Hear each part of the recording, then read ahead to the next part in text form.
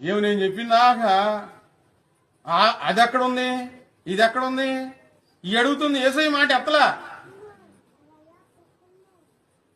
వారికి ఎంత కష్టం వస్తుందో, వారు ఆ కష్టం ఎలా ఎదుర్కోబోతున్నారో మనల్ని పుట్టించిన దేవునికి మాత్రమే తెలుసండి. అది చిన్నదైనా పెద్దదైనా ఆ బాధను తీర్చడానికి, ఆమెను హెచ్చరించడానికి దేవుడు నన్ను అక్కడికి తీసుకెళ్ళాడు.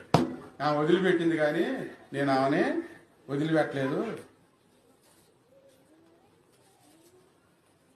ఒకటేమో 3 సంవత్సరాలు, రెండోది 10 సంవత్సరాలు. 10 సంవత్సరాలు వెళ్ళి ఎందుకు మానుకుందో తెలుసా?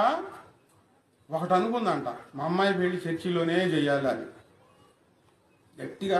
అది మంచి ఆలోచనే, ప్రార్థన చేసుకుంటుంది. ఆ పెళ్లి కొడుకు